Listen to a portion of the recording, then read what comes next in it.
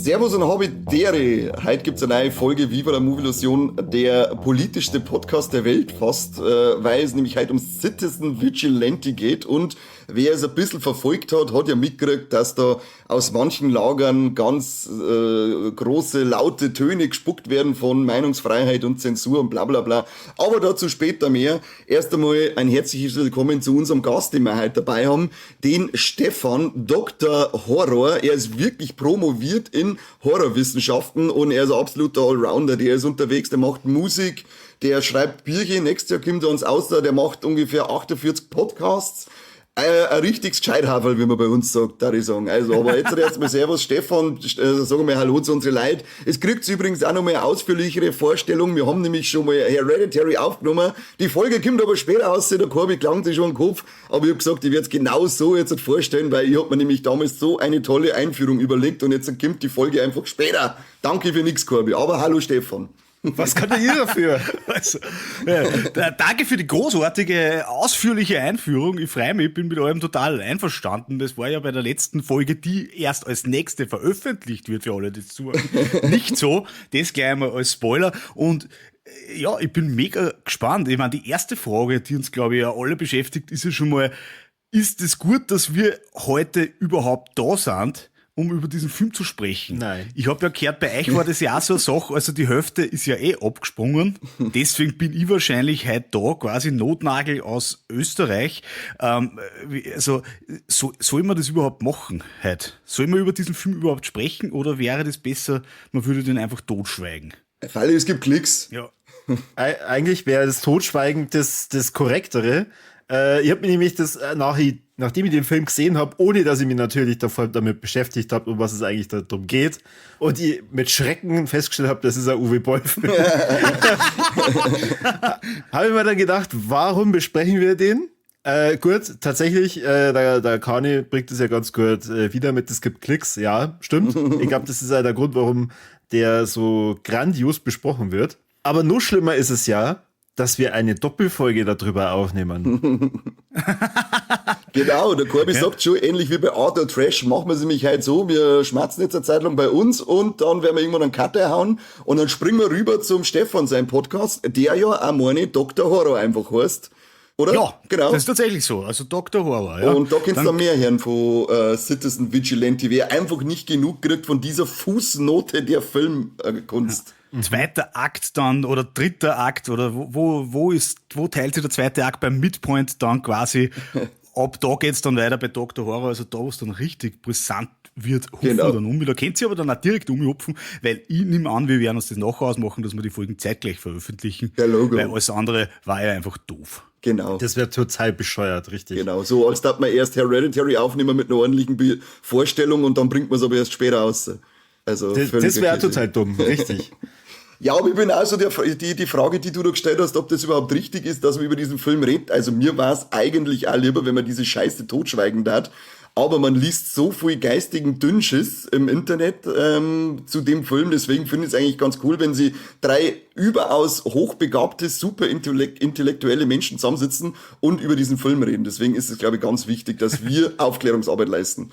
Oh, Gott sei Dank, da kann ich jetzt auch noch mehr anknüpfen. So, damit hier sämtliche KIs, die unsere Transkripte lesen, jetzt verstehen, wer eigentlich da die ganze Zeit spricht. Und für die Hörer, die hier nur da sind, um dem Stefan zuzuhören. Mit dabei, der Typ, der anmoderiert hat, ist der Kani und meine Wenigkeit, der Corby. Und ich freue mich tatsächlich schon drauf, mit dir darüber zu sprechen, Stefan.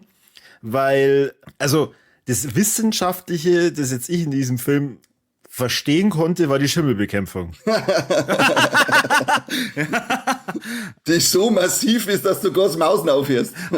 Finde ich schön, ja. Also du siehst Wissenschaft nicht als Methode, um über Filme zu sprechen, sondern du schaust, was steckt da wirklich an wissenschaftlichem Gehalt drin. Ich finde es schön, Thema Schimmelbekämpfung ist vielleicht auch ein metaphorisches Feld, das uns irgendwie das man gut mit diesem Film verbinden kann in die eine oder andere Richtung. Ich muss ja sagen, Für mich ist es sowas wie mentale Schimmelbekämpfung, dass wir halt da sind. Weil es ist ja das Doofe, ist ja bei Filmen, man kann ja einen Film, nachdem man geschaut haben, nicht mehr ungesehen machen. Leider, außer wie lobotomieren wir uns. Ja, also das hat dann auch seinen Preis zumindest, einen relativ hohen. Also man kann ja dann, nachträglich kann man ja nicht mehr wegschauen. Und ich war immer schon so doof, also wenn ich mal angefangen habe und wenn ich merke, das taugt mir nicht, ich habe eine große Schaulust in mir und muss dann immer fertig schauen, Ja, egal was ist. Und so, also gerade bei diesem Film, also wie bei einem Unfall, man kann auch nicht wirklich wegschauen und ich bin froh, dass ich das heute so ein bisschen therapeutisch spare ich mir den 100er für einen Therapeuten ein wenig, also dass wir das jetzt gemeinsam aufarbeiten können, weil ich bin wirklich fertig mit den Nerven. Ich sag's euch ganz ehrlich. Grauenhaft. Ich bin auch da gesessen, ich war ja auch erst so, oh Gott, Uwe Boll, zuerst haben wir gedacht, na, was Uwe Boll bringt, schaue ich nicht mehr an, weil das ist ja wirklich der Bodensatz der Filmschaffung.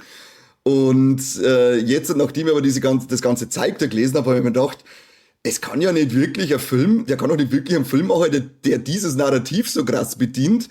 Und dann war ich doch auch ein bisschen neugierig, muss ich sagen, durch die ganzen Kommentare, die ich dazu gelesen habe. Und ja, und als ich mir dann angeschaut habe, habe ich mich selber gescholten für meine Neugier. Gescholten? Gescholten, ja. Ja, das ist aber ehrenwert, höchst ehrenwert von dir. Ja, so bin ich Diese einfach. Selbstscholtung. Diese Selbstscholtung, das war sicher falsch jetzt. Ja. Ja, Kani, magst du denn mal erklären, um was es in dem Film geht? Citizen Vigilante ist eine ganz hundsmiserable Version vom Batman oder Punisher oder was weiß ich, alles, was du mit Selbstjustiz verbindest, aber in gut schon existiert, hat der Uwe Boll hier mit dem Armie Hammer in der Hauptrolle Army oder Amy oder was auch immer, wie der komische aufheißt, versucht nachzumachen, aber das halt auf so eine unglaublich plumpe, schlechte Art und Weise, völlig langweilig.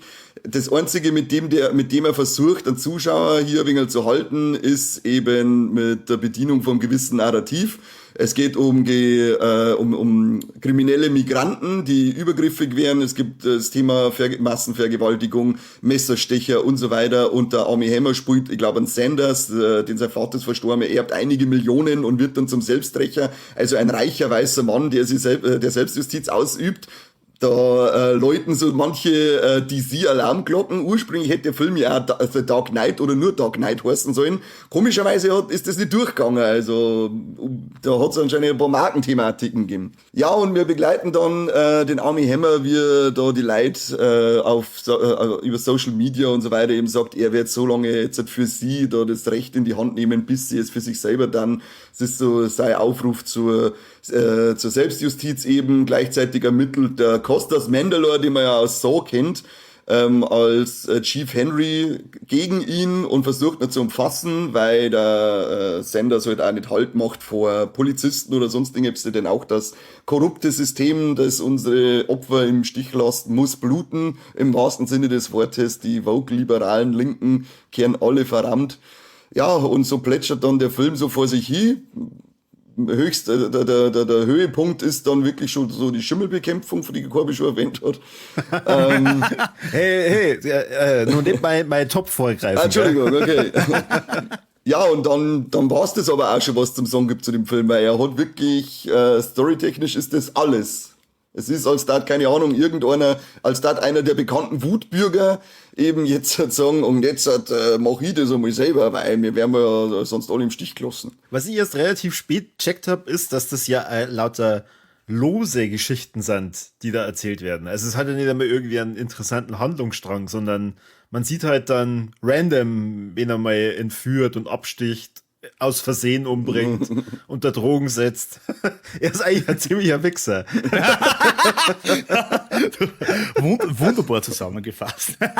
Ich finde das toll, dass du gerade mit dem Begriff so des Narrativen jetzt so eingegangen bist, weil ich finde, das ist aus einer, also ich bin ja ein Narratologe eigentlich, ich komme ja aus der Narratologie, das ist so mein Steckenpferd, Erzählforschung. Ich bin auch das ist eine der der spannendsten Fragen, Corby, ich finde, du hast das gerade super gesagt, das ist, finde ich, eine der zentralen Fragen bei dem Film, neben ganz vielen anderen Fragen, die der natürlich aufwirft.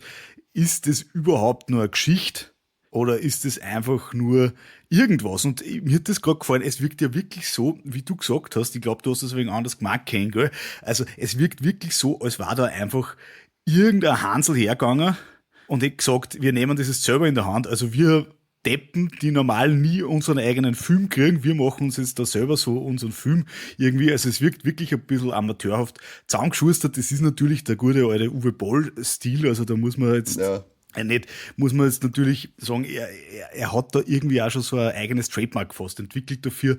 Also für mich ist das immer Uwe Boll, wenn ich sage, nach einer Viertelstunde kenne ich mich eigentlich gar nicht mehr aus und dann bis zum Schluss kenne ich mich auch nicht mehr aus. Und das ist schon, also wenn man ihm jetzt wissenschaftlich sozusagen doch noch irgendwie die Segnung geben wollte, dann müsste man sagen, Uwe Boll erzählt jenseits des Narrativen. Das ist aber eine sehr euphemistische Formulierung für das, wenn man sagt, er hat's einfach nicht drauf, er kann es einfach nicht. Genau. Und das ist super. Und was mir jetzt bei deiner Formulierung nur aufgefallen ist, witziger Punkt, es gibt ja 1000 Wege natürlich, um diesen Film zu kritisieren, aber 2 Hauptstränge. Der eine wäre, sich die Frage zu stellen, wieso ist der Film schlecht? Unabhängig von ideologischen Bedenken, die man hat, die man hoffentlich aber natürlich hat, wenn man diesen Film sieht. Also wenn man irgendwie bei Trost ist, tauchen die natürlich auch auf, weil der Film ist wirklich handwerklich unheimlich schlecht. Irre. Und zweite Richtung ist natürlich, also inwiefern, auf wie vielen Wegen ist dieser Film politisch problematisch? Und es gibt, glaube ich, einen super Punkt, wo beide diese Stränge so zusammenlaufen. Du hast ja gesagt, der wird immer wieder dann mit so Ausländern konfrontiert, die irgendwie kriminell sind. Ja. Und das Spannende ist, wird er nicht. Ja, würde eben nicht, richtig. Wird er nämlich gar nicht. Also wir sehen das so manchmal so rückblenden, das ist manchmal angedeutet, aber tatsächlich, also bevor da überhaupt irgendjemand kriminell wird, hat der schon 10 Leute erschossen. Also das ist vielleicht so überhaupt der größte Erzählfehler. Also Präventivschlag. Präventivschlag, ja. Ja. Trump Aber gefällt wenn es das. da mal einer gemacht hat, dann ist muss so, er ja. nicht nur die Täter erschießen, sondern auch nur alle Unbeteiligten in der Nähe davon. Und die Familie. Ja, und die Familie. Frauen und Kinder zuerst. Ja. Das gilt natürlich auch da bei Citizen Vigilante. Frauen und Kinder zuerst. Die werden als Erster erschossen. Das ist, ja, da ist ja zumindest sauber arbeiten. Das ist die deutsche saubere Arbeitsweise. Also da steht keiner mehr auf. Ich finde es aber Army Hammer witzig, ist dass hier du... ein ordentlicher Deutscher. dass du die Tradition aufgemacht hast, gell, diese Revenge-Plots, das ist ja bei denen immer so eine Geschichte. Ja. Also es geht ja immer darum, dass man das genießen kann, dass alle umgebracht werden. Das ist ja ein bisschen was Obszönes, es ist vielleicht was, wo Männer eine gewisse Neigung haben, vielleicht in unserer Kultur mehr als Frauen. Punisher war zum Beispiel auch so ein Film, wo das ja auch schon ziemlich dünn ist, gerade so zum 3. Teil. Also da siehst du dann die Russen, die vergewaltigen eine und dann muss er dafür 300 Russen umbringen. Die letzte Stunde. Und das ist dann aber schön. Aber die Russen, die sind zumindest so best, dass sie das wirklich verdient haben. Und da hat der Uwe Boll halt, also das ist ja auch schon so angry white. Also bei Punisher spielt ein Schwarzer wahrscheinlich, dass sich dann keiner aufregen kann, dass das sozusagen irgendwie nur so ein bisschen, wie sagt man, einen progressiven Touch kriegt, haben sie da in Denzel Washington eingesetzt, der aber eigentlich einen wütenden weißen Mann spielt. Du meinst aber nicht einen Punisher, du meinst einen Ding, einen Equalizer. Ah, der Equalizer, ja genau. Ja, das genau. ist ja genau derselbe Plot. Ja. Der Equalizer. Das ist ja witzig, weil der Denzel Washington, das sieht man auch schon, da hat er immer so Karo-Hemden an. So Nazi-Hemden, deutsche Hemden hat er da immer so an. Also man sieht, er spielt eigentlich einen Weißen. Also es ist schon so ein weißes Genre, würde ich jetzt da einfach mal unterstellen. Weißes Männergenre. Das ist aber witzig, das hat nämlich der Uwe Boll hat da wirklich den wichtigsten Plotpoint vergessen, dass man halt sieht, wieso die alle umgebracht werden müssen. Ja, hat er nicht dran Du gedacht. fühlst keine Minute, keine Sekunde mit bei denen, dass du sagst, ich habe eine Wut oder einen Hass. Hat er nicht dran gedacht, ja. Der Kani wollte das, glaube ich, vorhin ansprechen. Der Film geht ja los mit einer Szene, auf der man hätte aufbauen können. Also, Frau mit Mutter ist beim Einkaufen, geht raus und wird von einem Schwarzen abgestochen. Und als ich mich für diesen wunderbaren Film vorbereitet habe, und das empfehle ich niemandem, lest euch nicht die Kommentare durch von irgendwelchen Kritiken über den Film, weil das ist echt wild. Hat einer dann reingeschrieben, ja, er versteht jetzt überhaupt nicht, warum alle behaupten, dass das total wahllos ist, was der macht, weil am Anfang ist doch seine Mutter abgestochen worden. Und ich war, hä? Das ist doch überhaupt nicht seine Mutter. Wie kommt man denn da drauf? Das ist so witzig. Ja, sag's mal, weil der Film so schlecht erzählt ist, dass kein Mensch durchsteigt, wer ist überhaupt wer in diesem Film? Was ist der Beweggrund vom Hammer in dem Film? Keine Ahnung, was ist der ich finde das Beweggrund? voll süß. Stell dir das mal vor, du bist so ein 0815 Filmkonsument und denkst, ja natürlich, das muss seine Mutter sein. Ja. Das muss sie sein, weil was hat der sonst für einen anderen logischen Grund, warum der so sauer ist? Das ist aber schön, also was man alles so hineininterpretiert, um logische Lücken zu füllen, also ja. Irgendwie muss man gut schmerzen im Film. Passiert. Die Person wird am Ende von dem Film da gesessen sein und sie gesagt haben, fuck, da muss ein zweiter Teil her. Was ist denn mit dem Schwarzen passiert? Das ist der Einzige, den er nicht verrammt hat, oder? Ja. Der sticht, der rennt immer nur im Park rum und sticht leider. Scheiße, der Einzige, der eigentlich wirklich was gemacht hat, Ja. wo wir auch gesehen haben, wo wir als Zuschauer gesehen haben, der hat wirklich was am Kerbholz, den hat er sich eigentlich nicht geholt. Das stimmt. Die 40, also diese Mutterthese ist natürlich auch komisch von der Timeline her, weil das war ja dann 40 Jahre später. Ja. Also war der Anfang dann in die 70er Jahre oder... Ja, vielleicht kommt im zweiten Teil eine Zeitreise-Thematik auf. Ja, er ist ein sehr komplexer Erzähler. Ja, das stimmt. Ja. Das ist, also oder vielleicht zumindest ein komplex behafteter Erzähler. komplex behaftet, ja schön, ja, das darf ich auch sagen. Vor allem, es spielt ja in irgendeiner europäischen Stadt. Ja. Also ich finde es ja auch cool, das ist ja sogar offiziell so betitelt, das ist irgendeine europäische Stadt. Ja, weil ganz Europa geht am Bach runter, aufgrund der Migranten. Das möchte ich damit aussagen. Ja, also die Stadt ist jede europäische Stadt. Es spielt in jeder europäischen Stadt. Du kannst nirgends mehr aussehen. So wie es die Dame am Anfang in dem Interview sagt, die ja da dann auch eingespielt wird, man traut sich ab 9 praktisch nur mehr auf die Straße aussehen. Es ist so gefährlich geworden. Deswegen sage ich, er bedient sich ja da wirklich komplett an diesem Bauernnarrativ bei uns.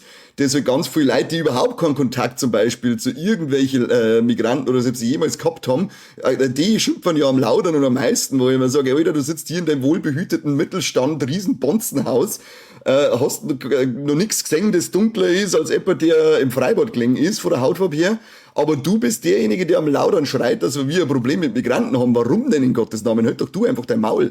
Und genau das greift er ja so krass auf mit diesen Einspieler die ganze Zeit. Aber um nochmal auf das auszukommen mit dem, dass was an dem Film eigentlich schlecht ist, weil es ist ja wirklich, es ist ja das Handwerk schlecht, es ist die Erzählung schlecht und es ist das Schauspiel auch noch unterirdisch. Also, wenn der Hammer nicht schon nimmer gecastet worden wäre aufgrund von seinen Missbrauchsvorfällen und seine Kannibalenfantasien, dann hätte er spätestens jetzt wegen seiner Schauspielleistung gecancelt werden müssen, weil das ist ja, der schlafwandelt ja durch den Film.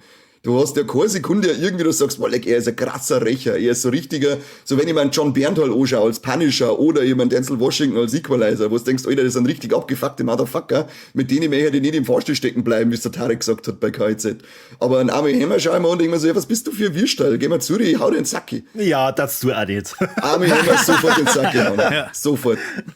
Also ich habe mir die ganze Zeit gedacht, irgendwo habe ich den Typen schon mal gesehen. Oder habt ihr auf Anhieb gewusst, sobald er schon mal mitgespielt hat? Ja, Lone Ranger hat er damals mitgespielt in dieser Western-Version von Fluch der Karibik. Und er ist ja eigentlich, war er ein namhafter Schauspieler, der war auf dem Weg nach Rom, der ist als neuer Batman gehandelt worden, der hat unter dem Clint Eastwood schon gearbeitet, unter Dave Fincher hat er gearbeitet und so weiter, also der war wirklich auf dem aufsteigenden Ast gewesen und dann, ja, kommen halt diese Vorwürfe auf und seine Kannibalenfantasien, seine anscheinend ernst gemeinten. Und jetzt feiert er sein großes Comeback in Citizen Vigilante bei Uwe Boll. Ja, Daumen hoch. Es ist schon traurig. Ich meine, er hat angeblich einfach eine SMS geschrieben mit des Inhalts I'm 100% a cannibal.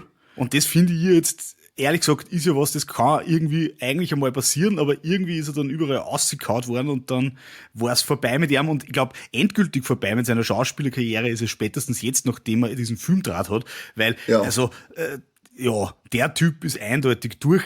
Dabei, und da bin ich gespannt, was ihr sagt, ich habe ein paar Kommentare gelesen zu Army, das ist ja witziger, weil irgendwie ist das dann sowas wie Armee, das klingt wie Armee, es klingt aber ein bisschen auch wie Army als Amerikaner, das passt beides eigentlich sehr gut da rein. Der hat's ja auch nicht leicht gehabt in dem Film jetzt, weil ja. Er muss einen Haufen wirklich ganz dummer Monologe aufsagen. Also es gibt ja so eine mediale Dimension. Er meldet sich dann immer so übers Internet und zapft da, glaube ich, das Öffentlich-Rechtliche an. Also das sehen dann alle im Fernseher und dann sagt er so. Hast du das so verstanden? Sorry, Ja, sicher. Gleich nachdem seine Mutter ermordet wurde. Nein, aber also die Leute sehen das immer im Fernseher. Das sieht man, wie er das macht, keine Ahnung, aber er versucht die Menschen aufzuwecken vor den Fernsehern und da haut er halt irgendwie so seine Stehsätze über Linkswoke Unterwanderung und so weiter, haut er da aus und er sagt, hey, ich bringe jetzt alle Ausländer um, das ist aber nur eine Übergangslösung, bis ihr selber ausgeht und alle Ausländer umbringt. Also das ist so sein Message, das ist auch der große CTA am Ende und also Armie Hammer, egal was man von dem haltet jetzt oder nicht, hat's nicht leicht gehabt. Also ich glaube, als Schauspieler ist es unheimlich schwer, so einen Sult aufzusagen und nicht schlecht zu wirken gleichzeitig. Und bei Armie Hammer, darf mich jetzt interessieren, ob ihr da vielleicht auch was gelesen habt dazu. Also Uwe Boll hat das ja schon einmal gemacht bei Rampage. Das war ja auch schon, der war auch schon sehr schlecht, ja. Schon ein sehr schlechter Film. Aber da hat er ja auch so gesagt, naja, also indem er quasi da darstellt, wie ein Typ halt durchtrat und alle umbringt, wollte er irgendwie die Gesellschaft kritisieren und die steigende Gewaltbereitschaft und er wollte sogar Kritik an Nazis üben. Keiner versteht zwar wie, also er kriegt es halt nicht so aus, wie er es meint, offenbar, aber Freudscher Verfilmer. Hat Armie Hammer, glaubt sie, hat der gewusst, auf was er sich da einlässt? Oder denkt sich der gerade, fuck, eingeschissen, Karriere vorbei? Oder hat sich der gedacht, du, Hauptsache, ich darf wieder mal mitmachen, also ich muss sagen, ich hab das ja nicht gewusst, du hast ja den wichtigsten Armie Hammer Film auslassen. Ich bin ja vom Fernseher gesessen und so, hab so geschaut und dann ist die Carina reingekommen und dann hab ich mir gedacht, naja, also was erzählt er jetzt, wieso ich mir sowas überhaupt anschaue? Wenn die jetzt mitschaut, also die glaubt auch vielleicht, ich trage gerade durch, ich falle da irgendwo im Internet in so ein Rabbit Hole irgendwie rein. Genau. Also was sage ich jetzt meiner Frau? Ja. Aha, Stefan, als nächstes ein Leni Riefenstahl, oder wie? Ja, du, ich weiß schon, es ist brutal, aber Sie haben schon recht. Aber das darfst du heute nicht mehr sagen. Ja. Überlege mal. So sagen wir nur. Also, wenn man nicht mehr weiß, wenn man sozusagen kein Argument mehr hat in Oberösterreich, dann sagt man immer so, überlege mal.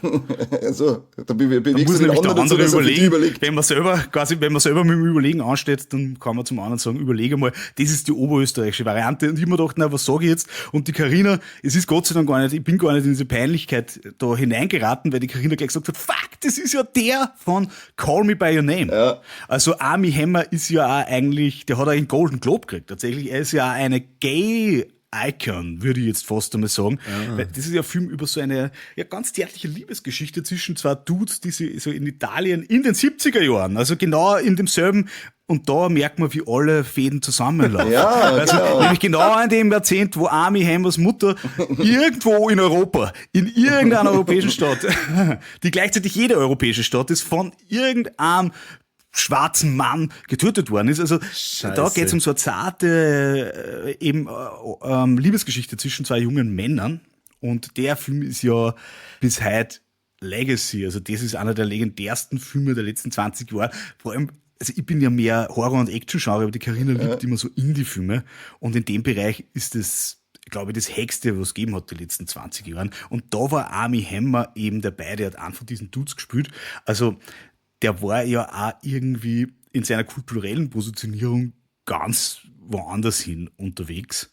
Und deswegen, also Corby, ich glaube, du hast gemeint, gell, du hast da ein bisschen was mitgekriegt. Also was sagt denn der jetzt? Ja, beides. Also zum einen hat er sich schon tierisch drüber gefreut, dass er endlich mal wieder eine Rolle angeboten hat und hat da schon geweint. Ja, das habe ich auch gelesen. Und dann hat er aber, nachdem er den Film gesehen hat, auch geweint. Weil er so hasserfüllt ist und so böse. Das heißt, er hat zumindest dann, nachdem der Film abgedreht war, außerhalb des Films hat er dann Gefühle gezeigt. Außerhalb des Films, also davor und danach. Und wahrscheinlich, der hat sich so viel gefreut, dass halt während des Drehs einfach nichts mehr da war. Ja. Aber ich find deine Schlussfolgerung geil, weil das heißt, für alle unsere Hörer, die sie jetzt hier eingeschaltet haben, sie gedacht haben, geil, endlich wieder negative Kritik hier hören. Jetzt schließt sich der Kreis. Wir lösen hier auf, dass das eigentlich eine Fortsetzung von, wie heißt der? Call Me By Your Name. Call Me By Your Name, ja. Er hat sich sehr verändert. Ich meine, Fortsetzung ist witzig, weil tatsächlich hat der Film ja so einen ganz leichten biografischen Anteil. Ich habe ein bisschen so eingegraben bei ich finde es cool, dass wir alle drei nicht wissen, wie man wirklich ausspricht. Armie Hammer. Ich nenne ihn jetzt einfach nach der US Armie Hammer. Der hat ja tatsächlich, nachdem da seine kannibalischen Gelüste publik geworden sind, ja, angefangen zum Hackeln bei der Firma von seinem Vater, und der ist auch ein Immobilienhai. Also Armie Hammer war die letzten 10 Jahre, bevor die Tränen geflossen sind, aufgrund dieses großzügigen Angebots von Uwe Boll, ja, hat er als Immobilienhai unter seinem Vater ebenfalls Immobilienhai auf den Cayman Islands gearbeitet. Also so? es ist ja so ein bisschen eine biografische Aufarbeitung vielleicht drinnen. Scheiße. Also, ja, stimmt, du hast recht. Ich hab eigentlich die ganze Zeit gedacht, wieso gibt's da so viele Szenen, wie er die Immobilien begutachtet? Aber weil er das halt kann. Weil er es halt kann. Da hat er gar nicht spielen müssen. Das waren nicht die einzigen glaubhaften Szenen. Das war vielleicht einfach Footage. Er hat dann immer wieder so in Kamera geschaut und gesagt, for you, Dad. Ja, voll. Das war eigentlich nur so Footage. Miss you. Das war einfach Footage von Armie Hammer aus den letzten 10 Jahren. Und die ein, zwei Szenen haben es nur dazu draht, und das war dann der Film. Er hat ja auch gesagt, weil zu dem, es ist ja ganz lustig, was er eben jetzt macht, der Hammer auf.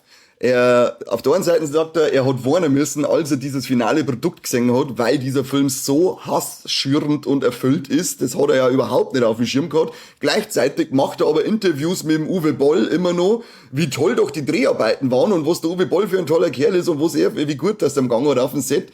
Also das ist so eine zwielichtige Scheiße, was da abläuft. Die haben doch alle einen totalen Schlag. Ich dachte, die alle mal...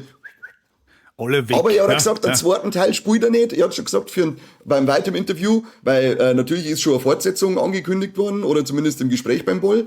Aber er hat da nicht mehr mitspielen, der Hammer, weil außer es hat life-changing money dabei rausspringen, because everybody got a breaking point, hat's geheißen. Das hat er gesagt? Ja. Boah. Also, es ist schon problematisch von der Einstellung her, finde ich jetzt. Ja. Aber es ist halt auch doof, wenn man das halt dann so sagt. Es ist witzig, gell, wenn man gerade nach seiner Rolle sagt, ich hab das ja während die Dreharbeiten gar nicht mitgekriegt, weil er muss das ja alles 1-1 ausbuchstabieren. Das ist ein bisschen so wie, kennt ihr das Anchorman, bei dem Film Anchorman, wo man dann am Ende draufkommt, der liest das alles immer nur ab und er versteht das aber irgendwie gar nicht. Und dann sagt er so am Ende so, fick dich, Colorado oder sowas, weil er liest es halt immer nur vor, was am Teleprompter steht. Da wird er dann quasi enttarnt. Also, wer weiß, vielleicht hat der Armie Hammer auch so eine Art Amnesie oder so, dass er das gar nicht mitgekriegt hat, was für Lines da aus ihm selbst rausgekommen währenddessen. Also, das ist schon eine witzige Behauptung. Naja, wenn du sagst, wenn er in diesem Kasten da drin sitzt, er weiß ja nicht, was auf der anderen Seite ist. Das stimmt. Ja, das hat, ja. Das wäre die Dreharbeiten völlig abgeschottet gewesen. Vielleicht hat er gedacht, da können wir nur mehr Familien mit ihren Tätern, andersrum, die Täter mit ihren Familien und die knallen alle ab. Was, das war ein Polizist? Das finde ich eine meiner Lieblingsszenen in dem Film. Also das Geniale an der Szene ist ja nicht die Konfrontation zwischen Citizen Vigilante und Polizei, sondern das Geile ist ja, dass man vorher eine Viertelstunde einfach nur sieht, wie die Polizei dorthin fährt. Oh ja. Und Costas Mandylor steht so am Truck und die ersten Minuten denkst du dann, okay, sie fahren jetzt schon lang, aber es ist schon geil irgendwie. Und dann schauen sie beide so hart rein und dann kommen sie zu einer Kreuzung und die Ampel ist rot. Oh mein Gott. Und dann warten sie, weil die Ampel rot ist. Ja, sie sind ja Polizisten, und dann, sie sind und dann auf einmal sind so 3 Minuten vergangen, da denkst du, wow, das dauert echt lang. Und dann fahren sie weiter und dann verfahren sie sich noch einmal, biegen sie falsche Ecken ein. Dann müssen sie wieder kurz umdrehen und so geht es dann wirklich eine Viertelstunde weiter und man denkt sich, also ich bin ja nicht so Uwe Boll-affin, ich habe ja noch nicht gewusst, dass der das immer so macht und es war dann für mich wirklich, dass ich mir die ersten 5 Minuten immer gedacht habe, das macht jetzt sicher irgendwie Sinn. Also da kommt jetzt sicher was Geiles. Aber na, also man sieht tatsächlich einfach nur eine Viertelstunde, wie die da hinfahren und dann sieht man noch 5 Minuten lang, das ist jetzt schon Spoiler, das ist eigentlich jetzt schon der halbe Film, dann rennen die nur 10 Minuten, rennt das SWAT-Team die Stirn auf, das wird natürlich auch aus alle Angles mit 2 verschiedenen Drohnen gefilmt, also da ist wahrscheinlich auch das meiste Budget eingeflossen, da in die Szene, also nämlich nicht in den Kampf Held, ist ja eher der Held oder Anti-Held gegen Polizei, sondern in die Szene Polizei läuft die Stiegen hinauf, da glaube ich hat Uwe Boll das meiste Budget verschossen und also ich weiß gar nicht mehr, worauf ich hinaus wollte. Jetzt habe ich genauso lange geredet, wie die Szene dauert. Das ist ungefähr. deine Lieblingsszene. Ja. Das ist deine Lieblingsszene, hast du gesagt. Das ist meine Lieblingsszene. Also ich finde, man sieht auf jeden Fall, wie Uwe Boll als Filmemacher funktioniert. Ja, dieses lange Autofahren war Hommage an Once Upon a Time in Hollywood, weil da schaust du Brad Pitt auch eine Viertelstunde beim Autofahren zu. Aber da wollte der Tarantino zumindest damit posen, was für einen tollen Musikgeschmack hat. Aber das hat der Uwe Boll irgendwie vergessen, dass er es zumindest musikalisch untermalt. Ja, der Uwe Boll hat seinen 10-Sekunden-Sampler gehabt und hat sich gedacht, leck mich, hör auf, wie oft Alter. kann ich den hintereinander abspulen? Probieren wir es mal. Das sind ja bloß 80 Mal. Das ist ja auch, dieser Score ist ja auch, oder ich möchte ja gar nicht Score bezeichnen, das ist ja grauenhaft, diese Untermalung, diese Tonuntermalung nenne ich es jetzt einfach mal, weil ein richtiger Score ist das nicht. Ich finde, Tonuntermalung ist ein schöner Begriff. Und was ich irgendwie wirklich witzig gefunden habe, war, dass Uwe Boll ja probiert, so sich ein bisschen als Auteur irgendwie zu positionieren, indem er dann oft bei so Mordszenen so, was macht er da, so Samba oder so lustige Musik so einlegt, wie das der Tarantino gern macht. Also Stuck in the Middle with You kennt man aus, wie heißt nicht Inglourious Bastards, sondern Reservoir Dogs, genau. Ja. Also wo der Michael heißt der Madsen, wo der den einen Typ da irgendwie aufs Brutalste umlegt. Ja, und genau.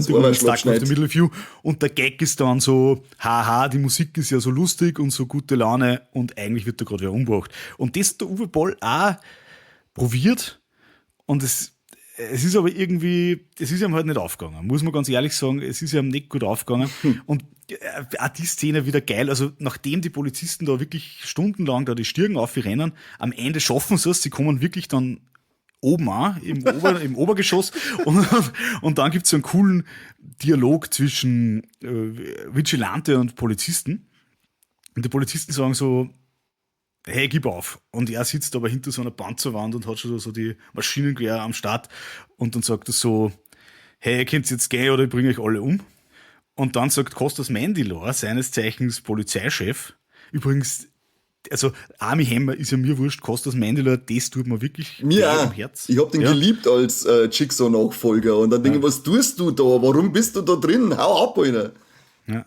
Und also der sagt dann irgendwie, entweder haut's ab oder ich bringe euch alle um. Und dann sagt die Polizei, nein, wir hauen nicht ab. Und dann bringt er einfach alle um. Er hat's ja noch gesagt. Ja, es ist so geil. Ich finde, der Film ist so witzig, wenn man einfach nur nacherzählt. Man muss da gar nichts dazu sagen.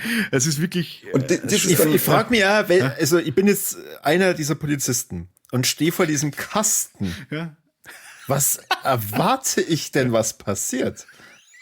Ja, ich war erstmal überrascht, als ich im 48. Stockwerk da so einen Kasten sehe, nachdem ich jetzt eine Viertelstunde aufgelaufen bin, weil ich mir gedacht habe, das ist ohne das Blech schon sauschwer da auf zum Rennen. Höchsten Respekt vor den Leuten, die das aufgetragen haben. Du meinst, die waren alle schon summiert durch die Anfahrt, deswegen hat man die sagen müssen. Das auch noch, das war sauheiß auch noch. Die haben schon die komplette mentale Energie auf der Straße und auf den Stufen verbrannt. Ja, und dann hat er gesagt, was, wenn du mich umbringen möchtest, dann bring mich um, ist mir scheißegal, ich kann eh nicht mehr. Ich bin raus aus dem Film. Ja. Das stimmt, die Schauspieler haben zumindest dann schon heimgehen dürfen. Ja. Und da ist zumindest, sag ich mal so, das kann man dem Film zugute halten, in dieser Szene sind, glaube ich, 1 oder 2 schöne explodierende Köpfe zum Singen. Das glaube ich war es aber dann auch schon wieder. Ansonsten ist es auch wie bei so einem richtigen Low-Budget-Splatter-Film einfach nur so ein Schuss nach den anderen in verschiedene Einstellungen. Also nicht so wie es im guten Film siehst, wo halt alle über die übergerotzt werden, sondern immer so ein Close-Up auf eine Figur, wo man genau weiß, da haben sie jetzt eine Puppen hingestellt und lassen da einen Arm platzen oder einen Kopf platzen. Dann haben sie die nächste Puppen hingestellt. Also man sieht so richtig, wie geil amateurhaft das aufgenommen ist. Ja, und es ist super. Also es ist ja so, die Konfrontation ist so cheap, also das ist ja wirklich, also als Polizist sieht man das wahrscheinlich auch nicht gern, wie die Polizei da dargestellt wird, Corby, da gebe ich dir schon recht, weil es ist wirklich sehr dumm, wie sie die da verhalten, aber es ist ja so cool, dass die Szene eigentlich, die hätte ja so ein cooles Potenzial, man wartet ja immer drauf, dass der Konflikt zwischen Kostas Mandylor und Armie Hammer entbrennt und dass einer muss cleverer sein als der andere, der eine wird gejagt, der andere hinterlässt Spuren, irgendwie sowas und die Szene ist, finde ich, paradigmatisch dafür, wie dieser Film sein dramaturgisches Potenzial nicht ausspült. Weil das ist wirklich, also, hey, ich bringe jetzt alle um und die Polizisten so, ja, okay. Und dann kommt eben diese komische Samba-Musik nur dazu. Ja. Und da vor mir nimmt er wieder ein Video auf, oder danach, glaube ich. Ja. Also ich bin da gedacht, okay, und wie kommt das die Situation jetzt raus? Also sie wissen ja offensichtlich, dass er da drin ist. in seinem Kasten. Ja. Was passiert jetzt? Aber das haben sie auch nicht gezeigt. So, Szene vorbei. Wir haben ja niemanden mehr, der zurückfahren kann. Ja, eben, es weiß jetzt keiner, wo die Es sind. ist ja so witzig, weil es ist so mitten unterm Film, gell? Also Ja. so, du hast vorher gar keine Ahnung davon, dass die eigentlich schon wissen, wo er wohnt. Also da fahren einmal die Polizisten. Die Handlung ist eigentlich für uns als Zuseher, die Polizisten fahren einmal weg von daheim. Ja. Und dann sind sie einmal unterwegs. Die fahren Das in ist Schicht. unser Wissensstand. Also es ist ja irgendwie so dramaturgisch völlig falsch platziert für so einen Showdown. Weil das ist ja dann auch der letzte Showdown. Also die zwei kommen sich ja nicht mehr näher, der Bulle und der Verbrecher oder der Bulle und der Held, was auch immer. Aber es ist so, eigentlich kehrt das ja am Ende des 3. Drittels bei einem normalen Film. Ja. Und wir sind aber so am Anfang. Also wir wissen ja eigentlich auch noch gar nicht, was ist das überhaupt da für ein Typ genau, was hat der vor. Wir kennen den Armie Hammer noch gar nicht wirklich irgendwie. Und wir wissen auch noch gar nicht, wie nahe die Polizei an ihm dran ist. Das wissen wir aber bis zum Ende nicht, weil Costas Mandylor, der sitzt immer nur so da und hat so einen Drink in der Hand und dann schaut er, was ein geiler Used Case ist für Costas Mandylor, finde ich. Weil er schaut dann einfach so geil rein mit seinen Lippen und das funktioniert halt einfach. Also da kann man im Uwe Boll vielleicht gar nichts vorwerfen, weil Costas Mandylor, den kannst du schon mal hinsetzen mit so einem Whisky in der Hand. Und auch wenn keiner weiß, warum er das eigentlich macht, das funktioniert. Es schaut gut aus. Ja. Es schaut einfach geil aus. Hey, hat er eigentlich zu dem Zeitpunkt, als dieser Shootout passiert, hat da der Sanders, also der Armie Hammer, schon mal irgendjemanden umgebracht gehabt? Ja, natürlich. Ja. Natürlich. Er mordet ganz am Anfang, weil wir schon über diese krummen Morde oder über diese krumme Dramaturgie gesprochen haben. Es ist ja geil, am Anfang sehen wir so Gruppen Araber, supposedly Araber. Aha. Und die sagen so, hey, wir gehen jetzt zu dem Haberer. Keiner weiß, welcher Haberer und wohin. Aber Die stehen in die einer Szene hab ich komplett aus Garage. meinem Hirn gestrichen. Ich hab das nicht Und mehr die sagen gewusst. so, jetzt gehen wir zu dem hin und wenn er uns das Schutzgeld nicht gibt, dann hauen wir ihn. Ja, genau, die drei Dicken. Das, und Ja, stimmt. und die drei so Dicke, die schauen eigentlich ganz nett aus. Also die sind eher so, jetzt vom Typ her eher so, dass man sich denkt, die sind vielleicht selber so Mobbing-Opfer jetzt. Das sind eigentlich nicht, die Besen schauen eigentlich nicht so aus, weil die so dick sind, so liebe. Und die besprechen das aber nur, die machen das gar nicht echt. Und in der nächsten Szene kommen die dann in so einen Gang, irgendwo in der Stadt, in so ein Stirnhaus, und da sitzt auch wieder Armie Hammer hinter so einer, der sitzt immer hinter so einer Wand. Das ist natürlich eine schöne Metapher auch für seinen emotionalen Zustand vielleicht. Ja, also ja. da sitzt Komplett er quasi abgeschottet. wieder hinter seiner, der hat so seine portable Panzerwand anscheinend immer mit und dann bringt er diese drei dicken Araber bringt er dann einfach um. Die sich Und gar das nicht ist wehren können. Die haben, also die machen ja nichts. Ja. Die gehen in diesen völlig dunklen Gang und sagen sie, hey, da ist es aber dunkel. Und Ja. dann werden sie Wie erschossen. kann ich diese Szene komplett aus meinem Hirn Und die verdrängen? haben da gar nichts gemacht. Die Woher haben da gar weiß nichts er eigentlich, gemacht. was sie Und einer vorhaben? Plan ist aber auch so, einer Plan ist ja so, wir hauen wen zusammen. Ja, klar wirst du für das Und da kommt er wieder klar. mit seine Weltkriegsmaschinengewehr da daher. Das ist so geil. Ja, die Szene hast du ja ungefähr 48 Mal, wie er an seinem Waffentisch steht und irgendwelche Waffen angelangt und anschaut. Die wird er alle 10 Minuten wird die eingespielt, wie er seine Buffen da zusammensammelt. Und ich, wie oft muss man das jetzt noch sagen? Wir wissen jetzt schon, dass er Waffen einsehen, oder was soll die Scheiße? Ja.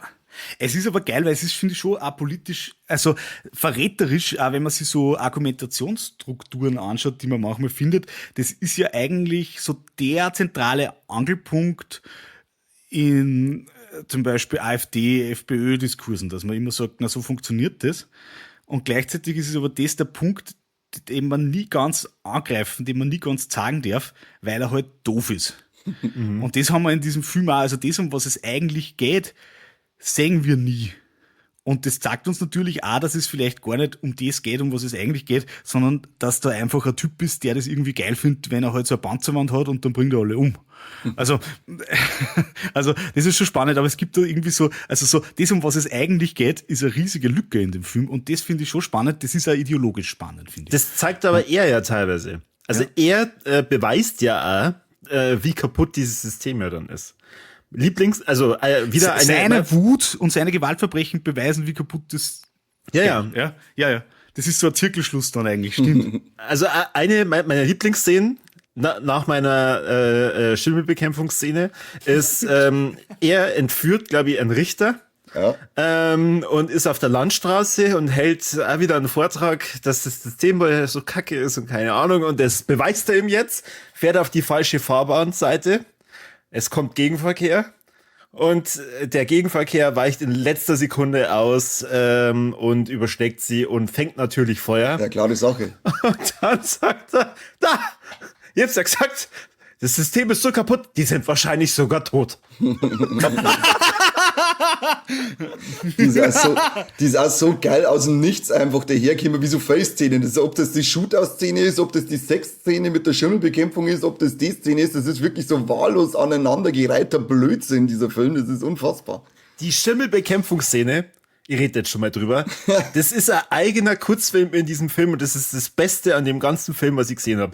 Ich als ehemaliger Leidtragender von Schimmel in der Wohnung habe den absolut verstanden und habe mir dann gedacht, ja klar hört der jetzt auf und belehrt sie erstmal.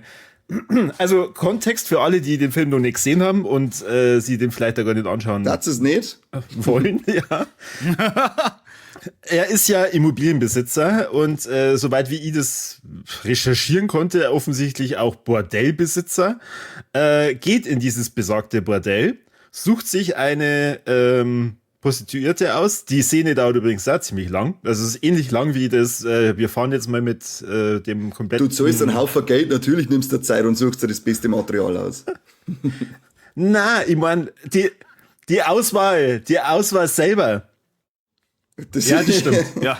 So, da verhandeln sie erstmal, gehen dann da rein und dann fängt der Osi zum Bumsen. Und dann hört er irgendwann auf, weil er dann festgestellt hat, hey, fuck, da oben sind ja Schimmelflecken. Nochmal zur Erinnerung, ihm gehört diese Immobilie. Dann sagt er, ey, das ist ja Schimmel. Sagt sie mal, habt ihr da Dusche oder was? Und dürfen die Kunden da duschen gehen? Ja. Ja, aber lüftest du danach? Nein. Hey, du musst lüften, sonst schimmelt's. Und dann fragt sie, was soll der Scheiß? Dann erklärt er ihr in seiner Großmütigkeit, ihm gehört diese Immobilie. Sie ist dann total nervös und sagt so, oh fuck, war dann die Nummer umsonst? Und sagt er, na du, das ist doch nur dein Job. Und jetzt geh her da und ich mach weiter. Und dann macht er einfach weiter. Mit der schimmelverseuchten Luft, also was da Krankheiten ausziehst. Man könnte dann abblenden, aber nein, man sieht auch, wie er sie bezahlt. Hey, da gibt's sogar glaube ich. Na, weil er korrekter Typ ist. Er ist ja ein korrekter Typ. Ja. Da gibt's was Spannendes, aber über das erzähle ich dann in der anderen Folgen. Und du hast jetzt, finde ich, noch ganz einen wichtigen Punkt ausgeklammert. Also, man könnte da sogar Uwe Boll Humor unterstellen, weil es ist ja nicht einmal so, dass die bei der Sache sind und dann hören die halt irgendwie auf, weil es fertig ist und dann fällt ihm das mit dem Schimmel auf, sondern der ist ja mitten bei der Sache und dann sieht er da irgendwie den Schimmel und dann zirkt er aus und hupft auf und also das ist ihm dann auch wichtiger einfach. Prioritäten, Leute, Prioritäten. Und die Frage ist natürlich, wahrscheinlich nicht, welche Motivation hat Citizen Vigilante in dem Moment, weil das wissen wir, Schimmelbekämpfung ist für ihn das Allerwichtigste. Also es ist so sein Charakter, also er hat zumindest eine Eigenschaft, hat dieser Charakter, abseits von Leid umbringen, Schimmelbekämpfung ist seine zweite Leidenschaft. Das lernen wir in dieser Szene, deswegen ist es auch gerechtfertigt, dass die 40 Minuten lang Charaktertiefe, du brauchst ein bisschen Tiefe. Aber es ist ihm auf jeden Fall wichtig genug, dass er dann aufhupft einfach währenddessen und da auch den Aktus unterbricht. Das ist schon spannend, finde ich. Ich glaube, das ist eigentlich nur ein Vorwand gewesen, damit er nicht so früh kommt. Das war so der klassische Coitus Interruptus, den er dann irgendwie versteckt hat, damit er dann nochmal 2 Minuten länger kann. Also so, dass die das machen, dann ist das so peinlich für der gute alte Trick. Ja, das der ist... Gute alte, Mach der gute alte Schimmeltrick. Ja, mache ich auch. Also ich höre dann immer kurz bevor er vom Ende dann hey auf und sage, hey, ist das Schimmel? Und dann gehe ich ein bisschen durchs Haus und dann fange ich das Putzen an. Und so nach einer halben Stunde sage ich da, jetzt kann ich glaube ich noch mit 3 Mal einrufen. Ja, das war immer, oder an was Grausliches denken, an die Mama denken, Schwiegermutter oder was denken, gell, und dann habt ihr das schon mal gehabt, da hat es mal eine Zeit die Kondome gegeben, für dass man länger kann, die wo so eine Art Betäubungsmittel oben war. Ja. Das war echt arg. Hast du das mal benutzt? Ich habe mir dann einmal wirklich gedacht, ich muss ins Krankenhaus, weil ich meinen Schwanz nicht mehr gespürt. Also ich So habe eine gedacht, ich muss Scheiß. ins Krankenhaus, aber ich habe gesagt, So ja, okay, eine das Scheiß Scheiß. ist gelaufen, ich spüre einfach gar nichts mehr. Super, da kann ich mal Heroin Das ist ausspritzen. saugeil. Aber das ist halt auch, finde ich, also das passt ja eigentlich auch wieder ins Programm, also so, eben so ähnlich wie Citizen Vigilante, der ist ja auch so eine Maschine, weil er einfach keine Gefühle mehr hat. Da Also sollte das- man sich doch dran rechnen. Schau, das ist das kaputte System. Ja. Kondome mit edlen Flüssigkeiten versehen, dass man länger kann und dann in Wirklichkeit spürst du nichts mehr. Ja. Das ist eine Frechheit. Ja. Verdammte Schwanzbetäuber-Kondome. Ja, das klingt ja so, da habe ich mir gedacht, das wird ja dann mehr Gaudi, das wird ja dann besser, weil es dauert länger und länger ist gleich besser, zumindest das stellt man sich halt mit 18, 16, 17, 18 so vor und dabei spürt man einfach gar nichts mehr. Ja. Ja. Was tue ich Da mit der merke Wahrheit? ich, schaut's, schön. Das ist wirklich eine therapeutische Folgenheit. Ja, Also- also wer die Erfahrung schon mal gemacht hat mit, Ja. mit schwanzbetäubenden Kondomen, schreibt es in Kondome, in Kondome, ja, Also in Kommentare. Da würde ich fast wieder den Schimmeltrick einfach dann auch vorziehen. Genau, Ehrlich gesagt. oder wenn ihr Erfahrungen mit Schimmel am Schwanz habt, dann schreibt es auch in Kommentare ein. Also wir sind für beides offen. Schwanzbetäubung und Schwanzbeschimmelung. Dürft alles in Kommentare einhauen. Natürlich, wir sind der Podcast, der für alle da sind. Ja, genau, vor allem für Schimmelschwänze. So, jetzt mal Schimmelschwänze. Ich würde sagen, wir gehen mal bei unserer Folge jetzt einmal zum Ende, damit wir dann auch beim Stefan in der Folge noch genug zum Schmerzen haben. Eine Tops und Flops, auf die müssen wir natürlich einbauen bei uns. Gibt's so etwas wie ein Top überhaupt? Das ist die große Frage. Stefan, hast du, was ist dein Top in Citizen Vigilante? Also ehrlich gesagt, Costas Mandylor wie ein Whisky-Saft, saugeil. Costas Mandylor einfach, also die Lippe von Costas Mandylor generell immer top, auch in diesem Film top. Und top dann auch,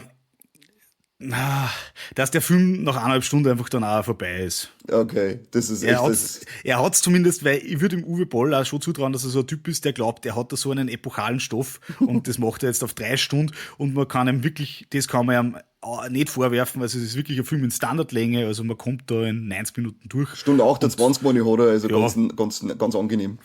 Fair enough, also könnte natürlich noch kürzer sein, aber ich finde, dass er sich nicht in die Überlänge bewegt hat, das also rechnet ich ihm auch hoch an. Und Also, was ist dein größter Flop aus Citizen Vigilante? Das wird jetzt wahrscheinlich schwierig, dass man sich da auf Ohren festlegt. Also Amy Hammers Performance unheimlich schlecht, Uwe Bolls Storytelling unheimlich schlecht und dann natürlich auch noch, also dass dieser Film irgendwie so tut, als war das geil, wenn man Leute umbringt. Ich gehe da jetzt gar nicht politischer mehr ins Detail, aber dass dieser Film so tut, als war das irgendwie cool, wenn man Menschen umbringt, die völlig wehrlos sind, das finde ich persönlich sehr schlecht. Okay. Und Corby, was ist dein Top und was ist dein Flop? Dein Top, du hast es ja schon angeteased, aber jetzt sprich's aus. Ich habe es ja auch schon sehr ausführlich beschrieben. Das ist die Sexszene mit der spontanen Schimmelbegutachtung.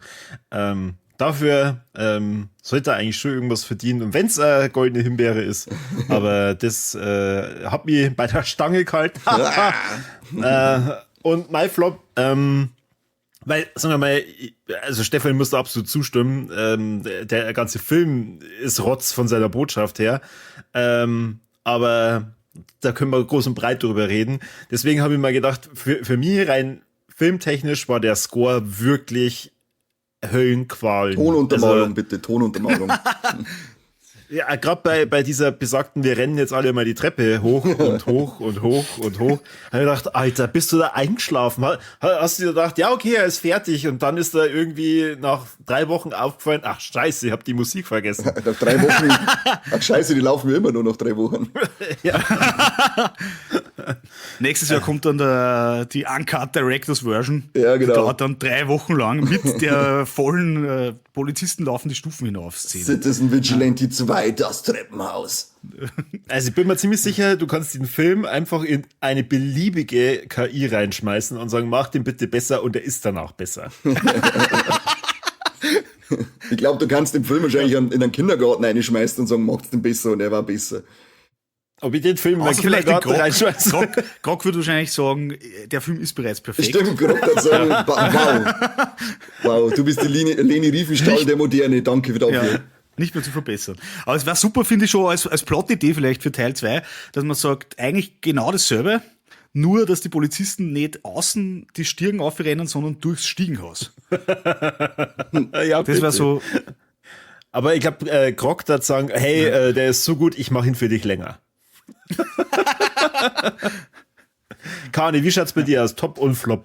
Hey, das ist echt, ich habe mir so viel Gedanken gemacht, aber ich finde echt überhaupt kein Top nicht bei dem Schweinefilm. Darum habe ich mir dann gedacht, ich nehme die Szene, wo die 3 Mopper von ihm verprügelt werden. Das finde ich ganz schön, weil also das sind immer so Szenen, wo ich mir denke, boah, leck, da krieg ich richtigen Hass. So, weil die Szene ist zwar so schlecht gespielt wieder, dass mich die auch überhaupt nicht berührt hat, aber ich finde es schön, wenn so ein Mopper aufs Maul kriegen, darum nehme ich einfach das mal schnell als Top. Da habe ich tatsächlich an dich gedacht, weil ich gedacht habe, das ist bestimmt was dir gefällt in der Bar, wo die 2 Wichser die Frauen betäuben wollen und sie dann selber betäubt werden. Ja, das ist auch nicht schlecht. Aber das andere hat mir noch ein wenig besser gefallen. Weißt du? Weil das ist auch die einzige Szene, glaube ich, in der alles neutral bleibt, weil du hast eine offensichtliche Person mit migrantischem Hintergrund und eine weiße Person. Da hat er sich einfach die Waage gehalten. Das ist die einzige Szene, in der es nicht gegen ein gewisses Milieu an Menschen geht. Und und die Barszene halt.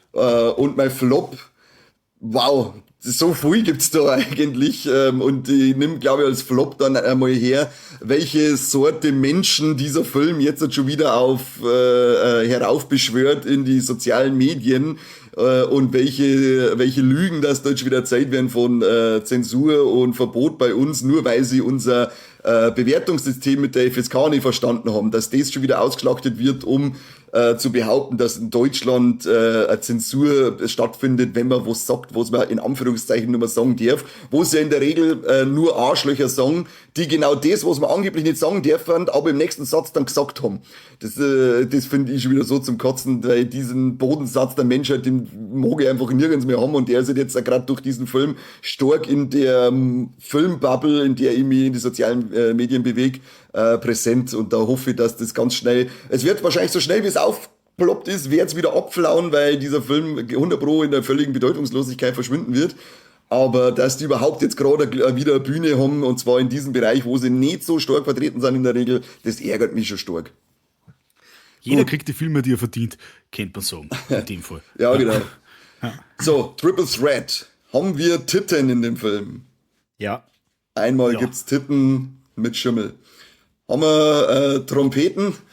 Ich bin mir nicht sicher. Ich weiß nicht, ob der Army mal seinen Dödel hergehalten hat. Nein, da hat er nicht die Eier dazu in der Hosen gehabt, dass er seinen Schimmelschwanz zeigt.